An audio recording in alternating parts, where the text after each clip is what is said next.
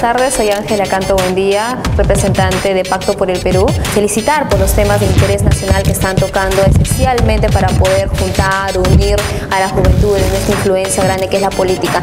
Muchas gracias y un saludo grande de la Casa de la Constitución.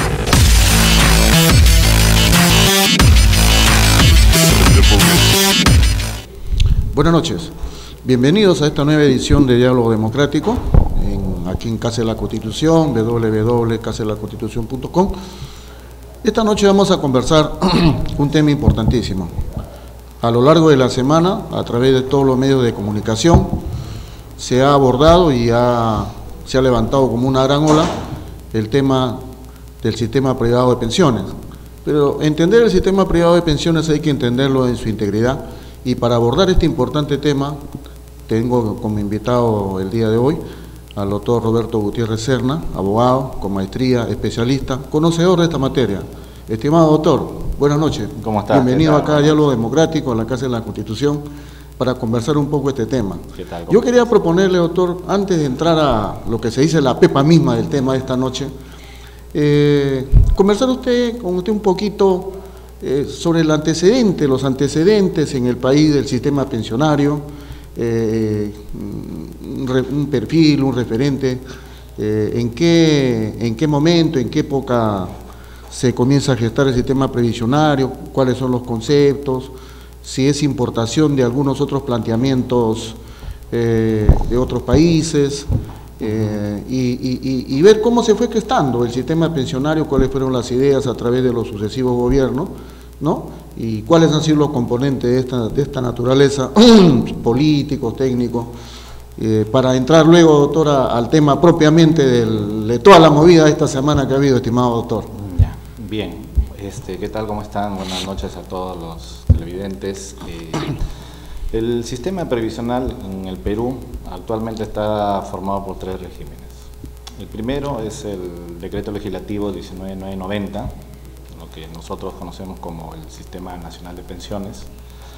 Otro de los regímenes es el Decreto Legislativo 20530, que también se le conoce como Cédula Viva, que ambos están a cargo del Estado, ¿no? Sistema Público de Pensiones. Sistema Público. Y el último, que es el creado en el año 92, es el Sistema Privado de Pensiones, ¿no? El Sistema Público de Pensiones, la 20530, tuvo sus inicios más o menos en el año 62.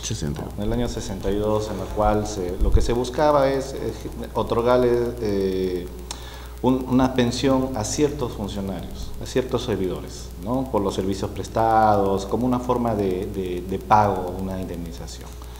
Sin embargo, este beneficio se fue ampliando, incorporándose nuevos trabajadores que en un primer momento no estaban incluidos, y es por eso que surge esta idea en el año 74 de la 20530, ¿no? La 20530 principalmente fue para los trabajadores del sector público. ¿Del sector público? Del sector público, nada más, del sector público.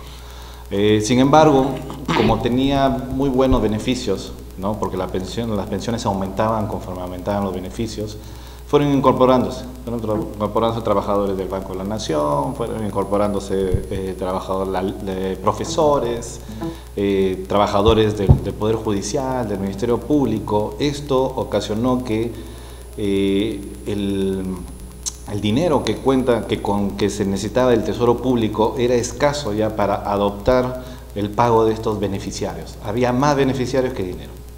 Entonces es por eso que se decide cerrar este régimen. Actualmente este régimen es un régimen cerrado, y eso lo declaró la Constitución del 93 en la primera disposición final, la cual declara definitivamente cerrado este régimen, porque ya era insostenible. Era un poco difícil que gran parte del Tesoro Público se pague a estos beneficiarios, que en un primer momento era para cierto grupo muy determinado. Entonces surge la idea de la 19990, ¿no? Que estaba a cargo antes de lo que era el IPS, ¿no? También para trabajadores públicos. Sin embargo, este sistema, paralelamente a la 20530, el IPS no tenía mucha funcionabilidad, no era su función, porque era más función aseguradora, pero de servicios, prestación de servicios. Entonces lo que se ocasionó es que este sistema pase a una entidad pública. Y para eso se crea pues la ONP, la Oficina de Normalización Previsional. Entonces, actualmente estos sistemas, ¿no? Uno está a cargo de la ONP, que es la que se encarga de generar este fondo para servidores netamente públicos, y la 2530 que está a cargo de todas las entidades públicas. O sea, las entidades públicas son las que otorgan la pensión en la 2530, que como es un régimen cerrado, está destinado a desaparecer cuando desaparezca el último beneficiario. En cambio, la 19990 es un régimen que está a cargo netamente de una entidad pública que se caracteriza por tener un sistema de cuotas fijas, ¿no? Todas las personas que trabajan aportan mensualmente y esto ingresa a lo que se denomina un fondo común. Este fondo común beneficia a todos los beneficiarios, a todos los pensionistas, y mientras más gente aporte, se va a sostener más. El problema de este régimen, la 19990, es que tiene un monto mínimo y un monto máximo. O sea, no interesa cuánto ganes o cuánto sea tu aporte, porque siempre hay topes. Entonces, como ya conocemos, o como ya todo el mundo sabe, el Estado es un mal inversionista. Entonces, si teníamos dos sistemas que estaban a cargo del Estado, sabíamos que este sistema era insostenible. Y esto más o menos se dio en los años 80, en los años 90, en los cuales en América Latina también el sistema público ya era insostenible. No había muchos trabajadores jóvenes y había más pensionistas. Entonces ya no había posibilidad de sostener este sistema. Lo que se hizo en América Latina es crear un sistema particular, un sistema privado. Y eso se inició en varios países, en Chile, en Argentina, en Ecuador. Entonces nosotros, en el año 92, creamos este nuevo régimen. Pero todavía no nos vamos a ir a eso, mi estimado doctor. Yo sé que no nos vamos a ir a eso. Ahora, estos conceptos del sistema previsional, obviamente que nacen con un concepto técnico, ¿no, doctor? Porque para eso respondía a una evaluación técnica del momento, a la situación de estadística que había, la base de datos de estadística. La finalidad de todo sistema siempre es proteger a los trabajadores en cierto tiempo determinado, un periodo de tiempo, ¿no? Que siempre era 60, 65 años, 55 para las mujeres. O sea, después de haber trabajado y aportado tantos años de servicio, lo que se buscaba era que una vez que estas personas ya no tengan la necesidad de trabajar, con todos los aportes se puedan seguir manteniendo con su estatus de vida. Esa era la finalidad de todo. La base sustantiva. La base sustantiva. La base sustantiva, claro, ¿no? Entonces, eso sucede en varias partes del mundo, ¿no? O sea, siempre se da esa idea, ¿no? Que el Estado vele y protege a sus trabajadores para que cuando llegue cierto tiempo, pues el Estado se le otorgue una pensión mensual para que estos puedan mantenerse mensualmente, ¿no? Ahora, siempre estos temas donde obviamente hay una gran masa laboral, trabajadora, no puede estar lejano a la variable política. Los gobiernos siempre mueven el tablero y obviamente buscan que adecuar a la coyuntura del momento. Las distintas variaciones que han habido y las decisiones que han habido respondían a criterios técnicos, de tasas, de cifras, o había un poco de modificaciones que le han hecho más que bien hacerle daño a lo que podía haber nacido como una base y un sustento muy fuerte, ¿no? La idea del sistema previsional siempre fue buena. O sea, siempre es bueno que el Estado trate de proteger a sus trabajadores. O sea, ahí no hay cuestionamiento de fondo. El problema es que toda idea siempre va por un tema también político. El problema político es que en algunos casos, como la 2530, que se inició para un grupo determinado, por temas políticos se incorporaban más trabajadores, más beneficiarios. Entonces ese era un gran problema, porque la idea trascendental era para un grupo reducido. Igual la 19990, se supone que era un régimen también para cierto grupo de personas. El problema es que esto lo administraba el Estado. Entonces, y no siempre el Estado... El Estado hasta la fecha ha resultado que es un mal administrador. Es por eso que actualmente la mayoría de servicios se encuentran privatizados. O sea, porque a nivel mundial sabemos que el Estado nunca administra bien sus recursos. Hemos escuchado en algún momento incluso, doctor, que muchos de estos fondos han sido utilizados por ejemplo, se dice para construir esa mole que está en Arenales, que es el edificio, ¿no? Ese es un gran problema, sí, ese es el problema de la 19990. Se supone que este fondo es intangible, pero se dieron cuenta que gran parte del tesoro público son los que sustentan este tipo de sistema, y eso no se puede dar, porque se supone que todo entra a un fondo común y ese fondo nadie lo puede tocar, pero han pasado diferentes gobiernos y este fondo ha ido disminuyendo. La intangibilidad en ningún momento se ha cumplido. Ese es un graso error que han tenido los gobernantes. Estamos pagando ahora las consecuencias de esas malas decisiones, sí, claro, de no haberle dado una sostenibilidad como fue los conceptos iniciales, porque respondían pues de repente a posiciones de clientelismo, posiciones populistas, de identidad, y que son uno de los daños pues que tenemos en las distintas gestiones de gobierno, de no cumplir estrictamente como es la finalidad de los temas. Ahora, ¿cuánta masa aportante tendríamos ahora en la 19990, doctor? ¿Hay cifras? ¿Conocemos algo? En la 19990 tenemos, antes teníamos un gran porcentaje de la población peruana porque era el único. Sin embargo, con la creación de este sistema privado, hay gran parte de este grupo que se ha pasado al sistema privado. O sea, actualmente tenemos en un porcentaje, tendremos un 5 o 6% que de la población, hasta menos, que está en la 2530, un 35% que está en la 19990 y un 60% más o menos que está en el sistema privado, ¿no? El problema es también la informalidad, ¿no? O sea, si todos fueran formales, podrían estar incorporados dentro de alguno de estos regímenes. Y habría una base claro, sostenible. Una base sostenible. El problema es que en el Perú, como ya sabemos, hay bastante informalidad. Entonces, de cada 4 trabajadores, solamente uno o dos están dentro de un régimen previsional. Los otros son informales. Entonces los informales nunca aportan, ese es el gran problema. Es claro, por eso que surgen otros sistemas como Pensión 65, ¿no? que sirve claro, para proteger a estas personas que en ningún momento han aportado. Claro. Ahora, usted acaba de comentar hace un momento por la 2530 que se gesta con la nueva constitución. Lo declaran como régimen cerrado. Como régimen cerrado. Porque ya era un sistema que las pensiones eran demasiado altas y el recurso era muy bajo. Entonces ya todo esto era autofinanciado por el gobierno. Ya no se podía.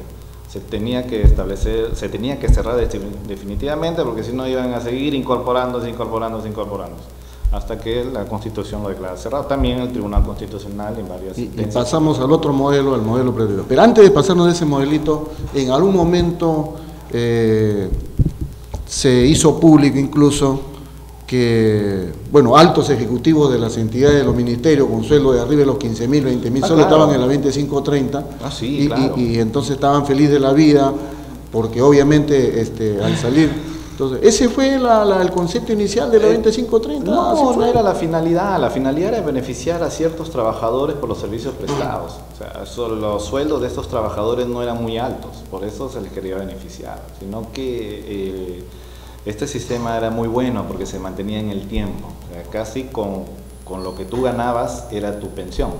Entonces todas las personas que tenían un buen sueldo hicieron todo lo posible para incorporarse, ¿no?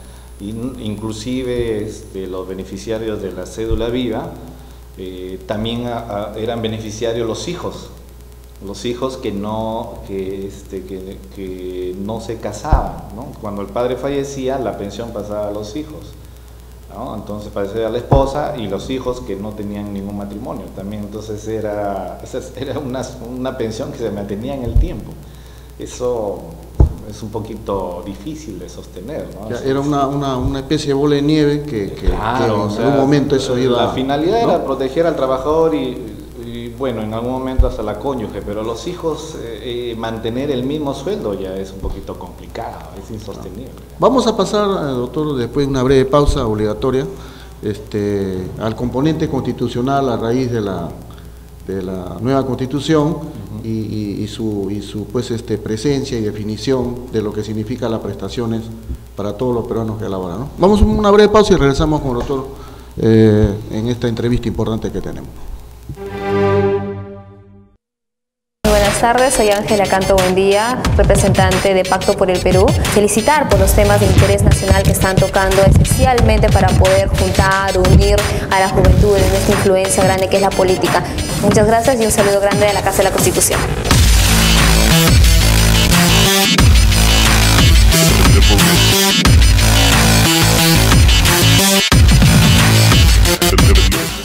Hola, mi nombre es Marco Ramírez, presidente de Ashanti Perú, la red peruana de jóvenes afrodescendientes. Quiero mandar un saludo a la Casa de la Constitución Televisión.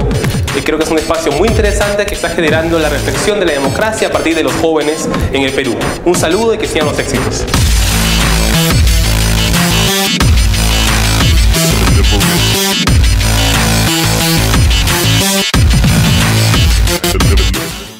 Hola, mi nombre es David García Fuentes, soy del Club del Emprendedor Perú y soy del distrito de Pachacamac. Muchos éxitos, Casa de la Constitución.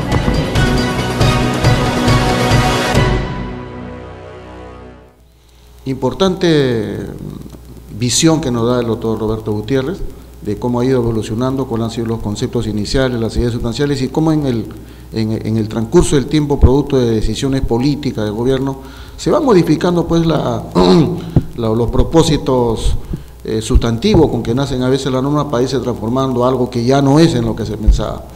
Estimado doctor,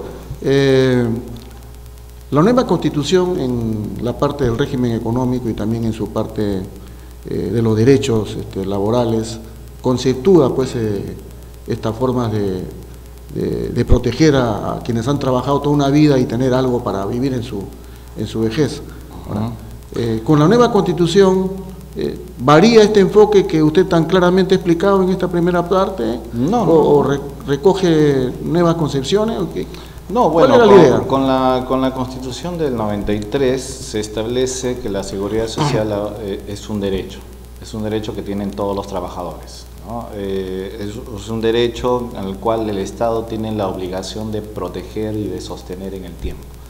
Entonces es por eso que el Estado tiene que tomar todas las medidas necesarias para que en cierto tiempo el trabajador pueda hacer su ingreso o su remuneración pueda ser mantenida, ¿no? Después de cierto tiempo de aportes, como debe ser, ¿no? O sea, todos los trabajadores actualmente tienen la obligación de aportar. Pero varía, doctor, porque en esta primera etapa que hemos conversado hablamos solamente de una participación directa del Estado a través de los distintos modelos para pasar ya a la base de un modelo con participación privada. Esa idea respondía a algún modelo a los cambios que se producían en América Latina, nuevos conceptos. ¿Cuál era la idea de...?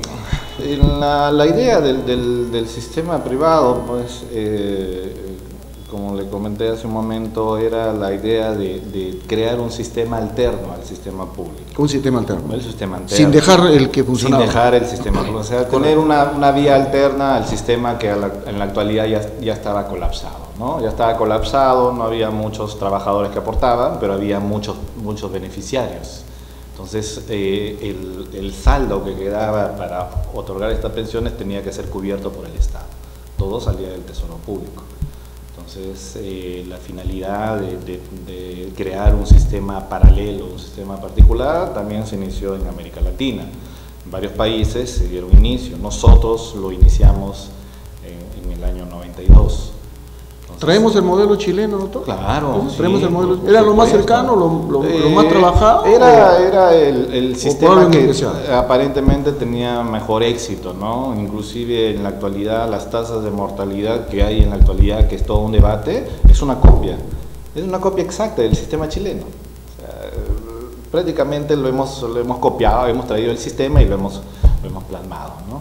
Entonces ese también es va a ser un problema, ¿no? Porque la realidad chilena es totalmente diferente a la realidad peruana. Ahora, cuando se trajo ese nuevo modelo y se dio la participación del sistema privado,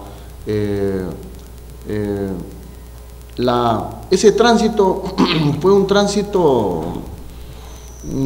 sin muchas complicaciones, debemos decir, o significó una situación difícil de presentarla y que haya ¿Fue sencillo ese traslado del modelo, doctor? No fue tan sencillo como se planteó, porque de todas maneras para crear un sistema privado pues necesitamos varios actores, varias entidades que quieran invertir en el país, ¿no? Que quieran manejar esos fondos, se les tenía que dar también ciertos beneficios que en un momento no existían. Estas empresas lo que necesitaban es saber cuánto tipo de futuros beneficiarios iban a ingresar dentro de su sistema. Entonces fue todo un planteamiento bien complejo, ¿no? Que si hacemos memoria, pues cuando se inició este sistema en el año 92, 93, pues habían como 6, 7 entidades privadas que querían trabajar, ¿no? Y hasta la fecha pues se ha ido reduciendo considerablemente. Actualmente tenemos solamente 3, 4. Uno de los principales cuestionamientos que se hacían eran sobre los estudios actuariales, porque también en ese momento se decía que nadie conocía cuáles eran los estudios actuariales, que es la base fundamental para cualquier sistema de seguros o previsional. Bueno, de se aportación, supone, ¿no? que en este caso pues el Estado tenía que tomar todas las medidas necesarias, ¿no? Por eso se estableció que el sistema de banca y seguros sea la entidad reguladora, ¿no? Se le delegó a la SBS. Claro, ¿no? porque quién mejor que ella para estar atrás de estas entidades para que puedan fiscalizar pues, la administración de estos fondos, ¿no? Una entidad reguladora siempre tiene que velar por los beneficiarios, que son todos los trabajadores, ¿no? Sin embargo, en la actualidad hemos visto que la superintendencia de banca pues, no es tan cierto. Ha hecho oídos sordos y se ha cruzado de manos para ciertos aspectos, ¿no? Porque el sistema privado no ha resultado como nosotros hubiéramos querido, ¿no? ¿Y usted qué vería? ¿Cuáles son las fortalezas y debilidades con la implantación en esa primera etapa de la participación del sistema privado? ¿Qué usted hubiese considerado quizás mejor, más conveniente porque obviamente no podemos estar en contra de la participación del sector privado como en todo ámbito de la actividad, y que es bueno en la medida que ello signifique algo que también responda a la realidad del país, ¿no? El sistema privado siempre es buena en un país, o sea, no podemos negar de que existe inversión privada, siempre es buena. El problema es que no se le puede dar todas las libertades a estas entidades privadas. Se le tiene siempre que fiscalizar, siempre se le tiene que establecer ciertas pautas, ciertos parámetros, porque si no, ya tenemos muchos problemas con estos inversionistas, ¿no? Quizás tuvieron mucha mano. Tuvieron muchas facilidades, sí, tuvieron muchas facilidades, claro, y actualmente tenemos los problemas, ¿no? Que se crearon desde ese momento. O sea, se les dio todas las libertades para que ellos manejen el dinero sin ningún tipo de restricciones. Y ese es el problema. O sea, si nosotros vamos a darle nuestro dinero a un grupo empresarial para que ellos lo administren, el Estado siempre tiene que fiscalizar. El problema es que no ha fiscalizado, y es por eso que si nosotros vamos a ver desde el 92, 95, 2000 hasta la fecha, hemos visto que las inversiones ¿no reflejarían? No reflejan lo que deberían de reflejar. O sea, el sistema privado está trabajando a pérdida,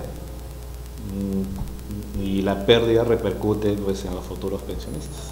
Entonces podríamos de repente especular que el remedio ha sido un poquito peor que la enfermedad que teníamos anterior. No exactamente, pero no resultó como debía de resultar, y es por eso que tenemos muchos problemas con el sistema privado. O sea, no es posible que la rentabilidad que actualmente tiene el sistema privado, estas entidades privadas, sea mucho menor a la rentabilidad que el mismo fondo o el mismo dinero pueda generar en una entidad financiera. O sea, los bancos pagan mejores intereses pero tenemos mejor rentabilidad que lo que tienen las AFPs. O sea, eso es imposible, ¿no? Se supone que ellos, como trabajan nuestro dinero, deben darle una mayor rentabilidad. El problema es que desde hace ya mucho tiempo hemos tenido una rentabilidad negativa. Y adicionalmente, en toda esa etapa incluso hubo un serio cuestionamiento a los costos que cobraban las compañías de seguro, que de cachito también están pues inmersos en el tema, ¿no? Y se hacía una comparación con lo que se tenía en los distintos países de América Latina, incluido el nido de donde se recogió las ideas, y resultaba que aquí en el país esto pues costaba 2 o 3 veces más de lo que estaba costando en otros países. Claro. Esos costos adicionales, ¿cuánto impactaban en la...? Claro, el problema es que las comisiones que actualmente vienen cobrando el sistema privado son las comisiones más altas de América Latina. Son más altas que Chile, que Ecuador, Colombia, ¿no? Entonces es imposible, ¿no? O sea, nosotros las comisiones tienen que bajar, y ese ha sido el gran problema, que siempre han sido comisiones muy altas. Entonces, y bueno fuera que la comisión alta es porque hay más rentabilidad. Entonces, el problema es que la comisión sigue siendo la misma, pero estamos trabajando a pérdida. O sea, no hay una buena inversión, no se ha invertido correctamente. Gran parte del dinero de estas entidades privadas se trabaja en la bolsa y se trabaja en bonos. El problema es que cuando cae la bolsa, cae también la inversión.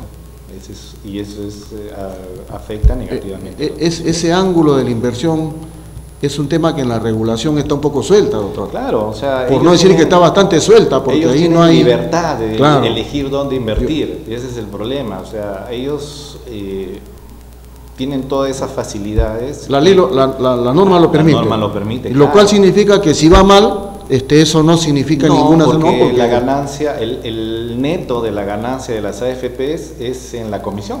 Claro, en la comisión. No interesa si hay pérdida o hay ganancia. Con la comisión ya estoy tranquilo. La comisión ya me dio la tiene. tranquilidad, ya lo tiene. Claro, ese es el problema. Actualmente hay más de 130.000 pensionistas en la AFP y gran parte de ellos no supera los 1.000 soles de pensión. Vamos a entrar, doctor, en la segunda parte de esta importante entrevista con el doctor Roberto Gutiérrez Serna, para analizar pues ya la pepa de estos últimos 15 días, y vamos a conversar sobre esa parte. Un intermedio y regresamos, estimados amigos. Buenas tardes, soy Ángela Canto Buendía, representante de Pacto por el Perú. Felicitar por los temas de interés nacional que están tocando, especialmente para poder juntar, unir a la juventud en esta influencia grande que es la política. Muchas gracias y un saludo grande de la Casa de la Constitución.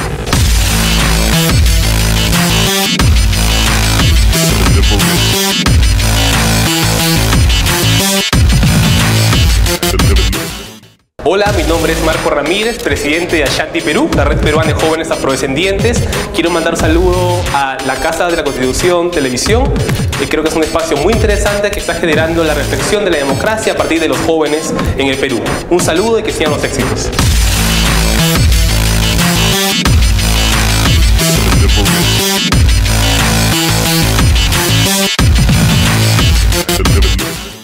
Hola, mi nombre es David García Fuentes, soy del Club del Emprendedor Perú y soy del distrito de Pachacamac. Muchos éxitos, Casa de la Constitución.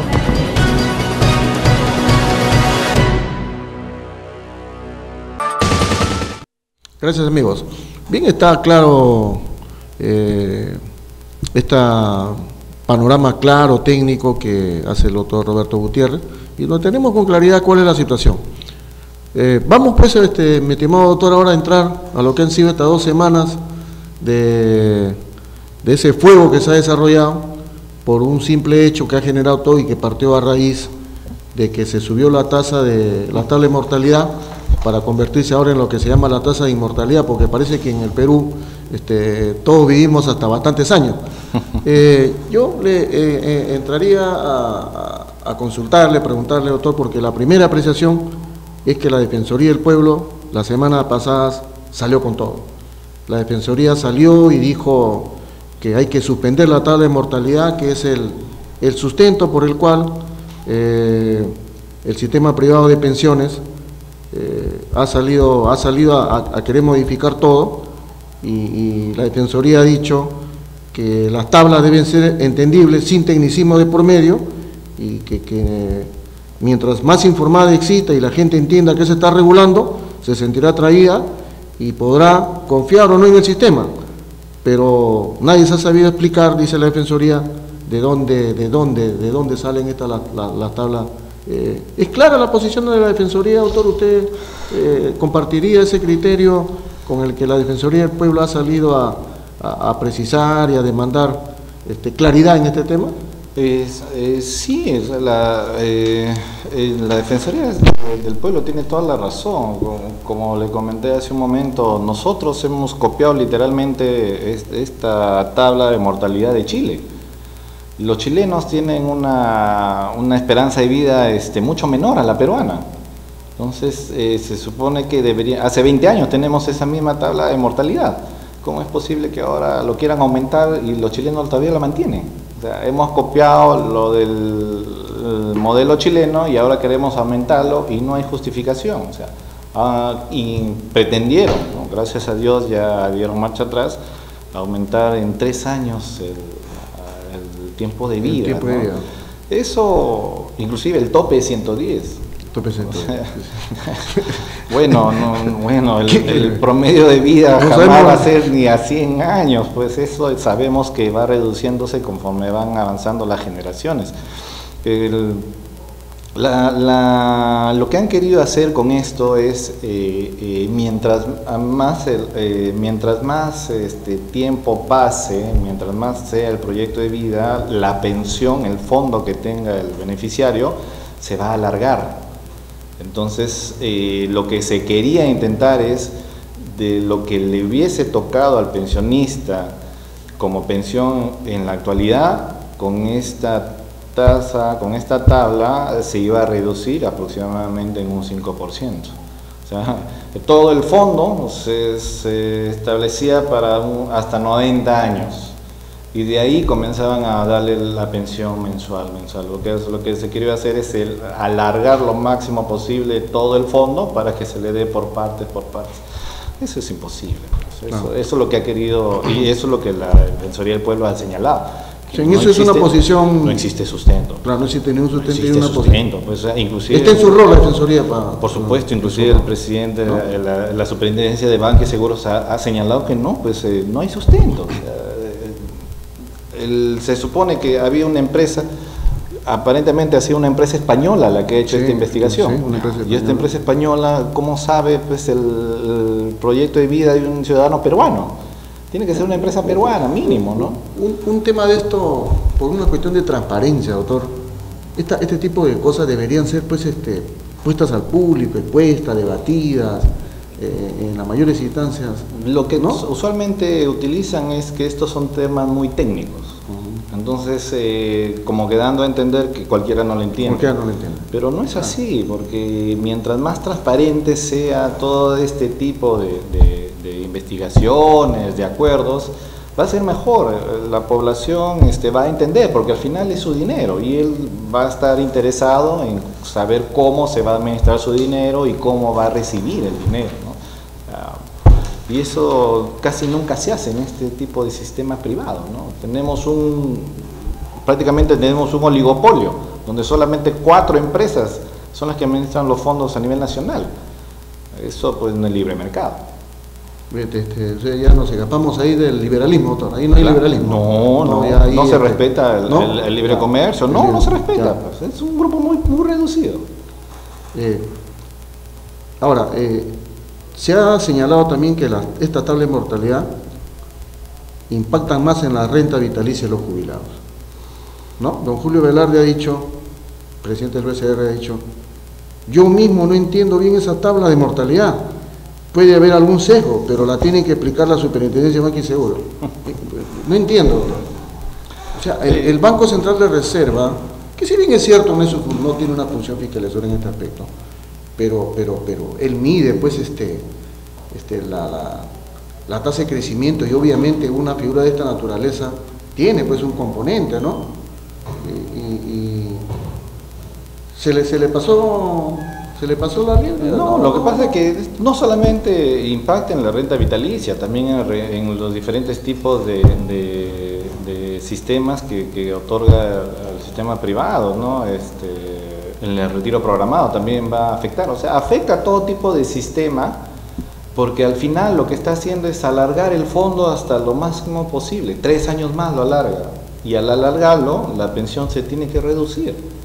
O sea, el mismo fondo que estaba destinado para 87 años, ahora lo están alargando a 3 años más. Obviamente eso va a reducir en la pensión que va a recibir pues el beneficiario, ¿no? Eso va a afectar a todo tipo de sistemas. Todos los analistas han coincidido en señalar que dicen, supongamos que la esperanza de vida real no es 90, sino 85, que es el más cercano a la realidad, entonces se calcula como 90, hay menos renta cada año, pero la gente se muere a los 85. Esa diferencia de 5 años es plata que se va a la compañía de seguro. Claro. Se ha armado este esquema para el inmenso lobby de la compañía de seguro en este tema. Claro, lo que pasa es que si fuera un retiro programado, solamente al beneficiar al pensionista, pues cuando fallece la persona, pues la diferencia se lo va al seguro. Y ese es un gran problema. ¿Por qué? Porque estamos hablando de dinero de trabajadores. Este dinero de trabajadores tiene que ir a un fondo determinado que es un fondo particular, por eso le llaman cuenta individual de capitalización. Claro. O sea, esa es la cuenta que tiene un trabajador en el sistema privado. Es directo mi plata, es mi plata que lo voy a guardar para utilizarlo cuando ya voy a dejar de trabajar. O sea, ahí no hay ese dinero, claro, lo que hacen las AFPs es lo administran, lo invierten, ¿no? Entonces se supone que si lo invierten es para generar pues ingresos, intereses, ¿no? Para que mi fondo aumente. O sea, en este sistema el fondo aumenta mensualmente porque voy siguiendo aportando, más los intereses de las inversiones va a seguir aumentando. El problema es que yo sigo aportando, pero como no hay una buena inversión, mi ganancia se sigue disminuyendo. O sea, en el 2012, yo lo tengo apuntado por acá, ha habido una pérdida de 5.000 millones. Y en el 2015, hasta octubre del 2015, según la información que ha dado la propia superintendencia, había una pérdida de 6.000 millones. Podríamos estar ante el horizonte de que el sistema se cae. No está administrando bien. No está administrando bien. Y ellos no pierden. Los que perdemos somos nosotros. Claro. Porque ese es nuestro fondo. O sea, pierden el dinero, pero no es su dinero. Porque igual ganan con las comisiones. Entonces es por eso que ahora la gente también no está muy contenta, que digamos, porque obviamente al darle el dinero a estas entidades, lo mínimo que se quiere es que la inversión sea la correcta. No podemos trabajar, no podemos generar ingresos negativos, pues, no podemos trabajar a pérdida, eso es imposible, ¿no? Inclusive, o sea, ellos pierden, pero nosotros seguimos aportando como si hubieran ganado. Entonces, la lógica nos dice que si ellos pierden, si nosotros perdemos, claro, porque eso es nuestro, ellos también tienen que perder, deberían de perder. Pero no es así. No trabajan así, ese es el gran problema. O sea, las comisiones, las comisiones que cobran ellos es la comisión del aporte mensual. O sea, y esa es su ganancia neta. Es la comisión que están cobrando por administrar mi plata. Es la comisión por administración. Pero yo trabajo, él gana con mi plata. Y lo que deberían de cobrar es una comisión por saldo. Correcto. O sea, la comisión por saldo es lo que deberían de cobrar. O sea, si ellos administran mal y hay pérdida, de esa pérdida que saquen su comisión. Ellos también deben compartir el riesgo. Por supuesto. Ellos también deben compartir el riesgo de la ganancia o de la pérdida. Sí, sería lo más liberal, el esquema lo más liberal. Esa es la idea. Esa es la idea de una administración. Sí, ¿no? Esa es la idea. Vamos a hacer un breve intermedio, doctor, pero brevemente, hace 2 o 3 días don Humberto Campodónico ha dado cifras realmente crudas, ¿no?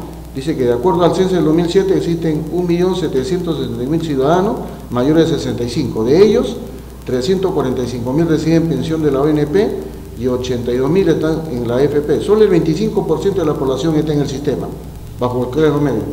y estaríamos hablando de un 75% más o menos, 1.337.000 que no están en ningún sistema. O sea, no solamente tenemos el problema que estamos mal con lo que ya tenemos, sino que estamos requete mal, mi estimado doctor, porque como Estado hay un colchón bien grande que no está en nada.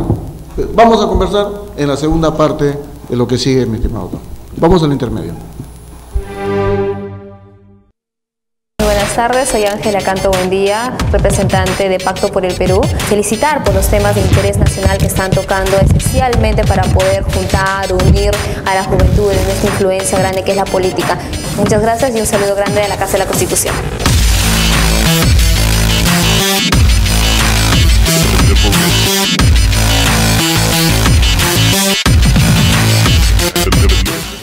Hola, mi nombre es Marco Ramírez, presidente de Ashanti Perú, la red peruana de jóvenes afrodescendientes. Quiero mandar un saludo a la Casa de la Constitución Televisión. Creo que es un espacio muy interesante que está generando la reflexión de la democracia a partir de los jóvenes en el Perú. Un saludo y que sigan los éxitos.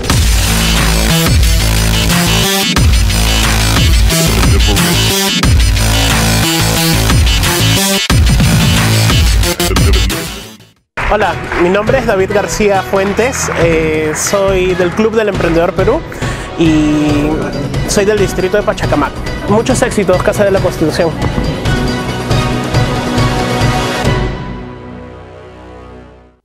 Bien, estimado doctor, hace pocos días el Premio Nobel de Economía 2010, Christopher Pizarrides,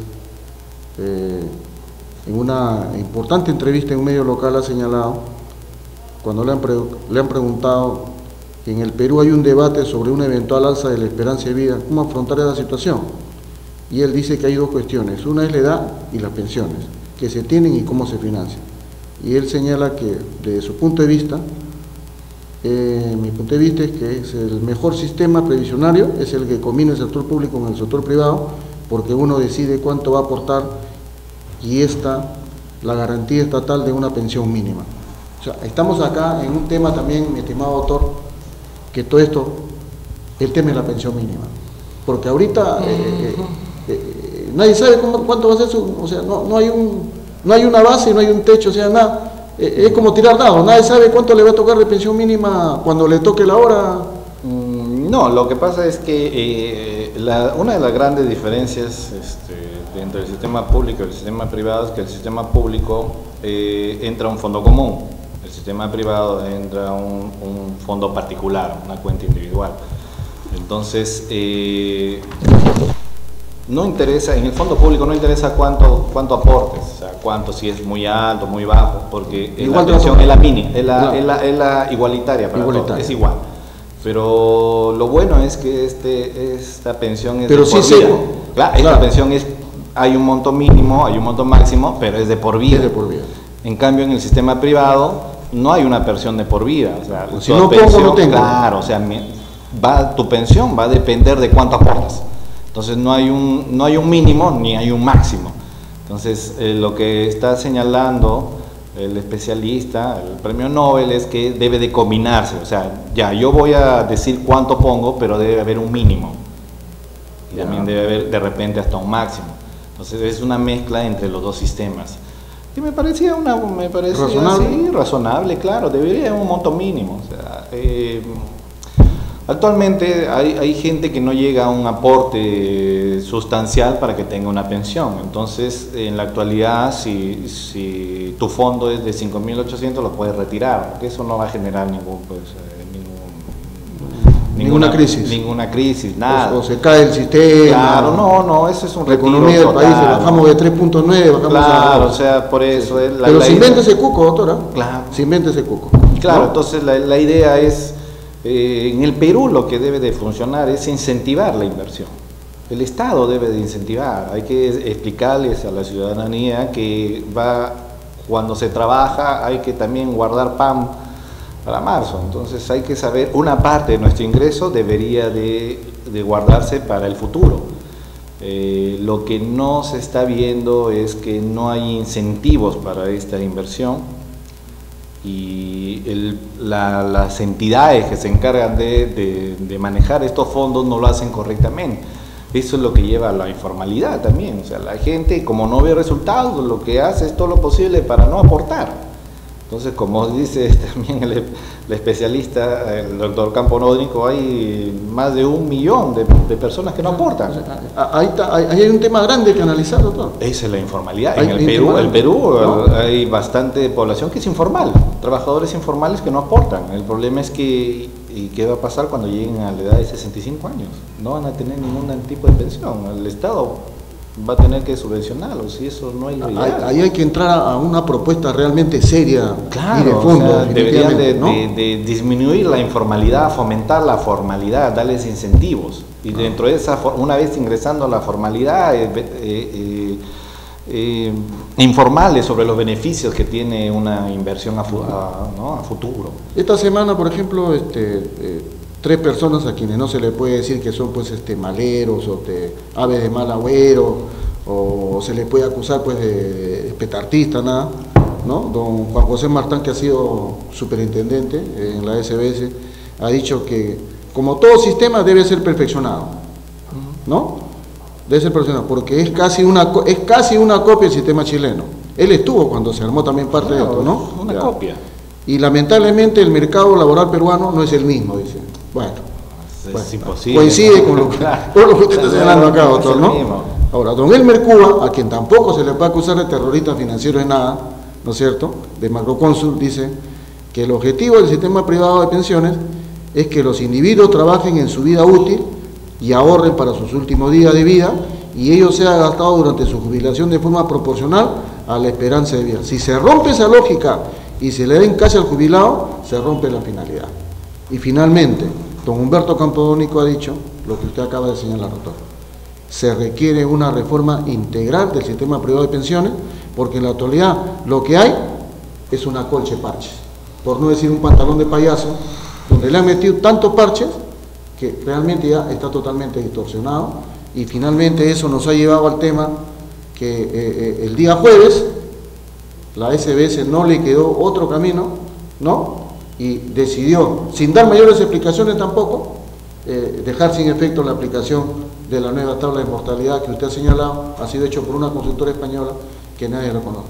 ¿Usted coincide con don Humberto Campodónico, con las opiniones, en el sentido de que urge una reforma integral, buscar un nuevo enfoque, atrevernos a algo distinto, estimado doctor? Sí, claro, tiene que reformarse, no queda otra opción. Ya hemos visto que ya tenemos más de 20 años en este sistema, y ya casi 20 años o más, y no resulta como se preveyó en un primer momento. Entonces lo que debemos hacer es reformarlo íntegramente. O sea, primero lo que debemos hacer es disminuir la comisión. Son las comisiones más altas de América Latina, eso es imposible, pues. O sea, eso no se puede dar. No, ahí hay un ataque de fondo. Tenemos que bajarlos. Tenemos que bajarlos. No hay concesiones en ese tema. No. ¿Por qué? Y sobre todo la comisión, que ya no se debe de cobrar por el aporte mensual. No. La comisión se debe de cobrar por saldo, como lo han dicho varios especialistas. Inclusive el presidente de la Comisión de Derecho del Consumidor también ha señalado lo mismo. No, la comisión tiene que ser por saldos, cosa que si se pierde en la inversión, ellos también pierden. No solamente nosotros, todos deben que perder. Por eso incentiva que la inversión tenga mucho más cuidado en invertir. ¿Y qué es el sentido de la inversión, no es cierto? Es una idea. Es un riesgo compartido. Por supuesto, o sea, no puede ser posible que acá no están sacando la vuelta. Ellos invierten mal y los únicos que perdemos son nosotros. Ellos también deben de perder. O sea, lo que se debe hacer también es abrir la competencia. Solamente tenemos un grupo reducido de empresas que se encarga de trabajar con nuestro dinero. No, deberíamos de abrir el mercado. Cosa que cuando se abre el mercado tenemos más competencia. Y mientras más competencia, lo que se hace hacer es, hay mejores comisiones, hay mejores primas, hay mejores seguros. Y eso es lo que se debe hacer. O sea, de repente abrir el mercado para que las entidades financieras también puedan trabajar con nuestro fondo. Abrir más el mercado, estimado doctor, y ver la forma de que 1.700.000 que no está en nada, puede entrar al sistema para establecer una base más sólida, doctor? Claro, deberían de formalizarse. Tenemos que meterlos al sistema. El Porque, Estado, aparte, ¿no? que también ayuda no solamente a la misma persona, también ayuda que a la misma SUNAT adquiera más recursos, porque ellos tampoco son... Voy a comentarle un tema de eso, a ver qué le parece la idea, porque he venido, ahora le digo, pero un paréntesis, en este tema de discusión salió un tema bajo la manga, que se aprobó que se disponga de hasta el 95% de los fondos que tenía, que nos tenían. O sea, nos sacaron una carta bajo la manga. Es bueno en el momento, hay diversas posiciones sobre eso. ¿Qué comentario sería usted, doctor, a ese tema de coyuntura que han sacado? Mire, para empezar, cuando nosotros aportamos a un sistema, no nos olvidemos que este aporte es nuestro dinero.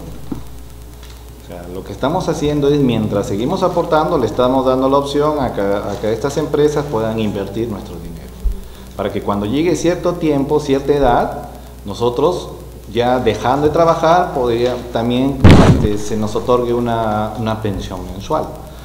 Lo que ha hecho ahora el Congreso es permitir que una vez que la persona llegue a su edad de jubilación, se pueda retirar hasta el 95%. Cosa que el 4.5% aproximadamente pues se vaya a seguridad social para que la persona no pierda su seguro. ¿Cuánto de impacto positivo puede tener ese esquema? Dependiendo, pues si nosotros preguntamos a las AFPs, nos van a decir eso va a decir que es imposible. Sí. Inclusive he leído por ahí que dicen que es inconstitucional, que no se puede hacer. Pero no es tanto así. Las personas llegadas a cierta edad, lo que tienen miedo es que todo ese aporte que lo han hecho durante tanto tiempo, ellos lo puedan despilfarrar o lo puedan acabar en 1 o 2 años. O sea, lo que están diciendo es que de repente no son buenos administradores las propias personas que han ahorrado. Pero no nos olvidemos que es su dinero. O sea, cuando una persona entra a una edad de jubilación, el dinero se mantiene en la AFP. O se cambia de entidad, se cambia a una entidad aseguradora, y nos van entregando por poco, dependiendo del sistema que nosotros elegimos, ¿no? Pero, ¿cuál sería el problema de otorgarle todo el íntegro a la persona? De repente ella, si quiere mantener ese dinero, lo puede seguir manteniendo ahí si ve que hay buenos intereses, buenas inversiones, o se lo podría pasar a un sistema financiero donde de repente las comisiones son menores, los intereses son mayores. Pero hay que dejarlo que elija. O que el sistema financiero puede emitir cierto tipo de bono. Por supuesto. Inclusive... que le darían a cualquiera mayor tranquilidad. Por supuesto. ¿No? ¿Por qué no permitir que estas personas puedan invertir de repente en una vivienda? O sea, el 95% de eso se puede invertir en educación, se puede invertir en vivienda. ¿Por qué no? Y generaría un efecto, por supuesto, beneficiar al Estado, porque también sigue la inversión. Claro, o sea, sigue la inversión. Se entiende que esa es la finalidad. Estamos hablando de un colchón bien grande, doctor. Por supuesto. ¿No es cierto? Vamos a hacer el último intermedio, doctor, para entrarnos a algunas propuestas y escuchar el parecer de usted. Buenas tardes, soy Ángela Canto Buendía, representante de Pacto por el Perú. Felicitar por los temas de interés nacional que están tocando, especialmente para poder juntar, unir a la juventud en esta influencia grande que es la política. Muchas gracias y un saludo grande de la Casa de la Constitución.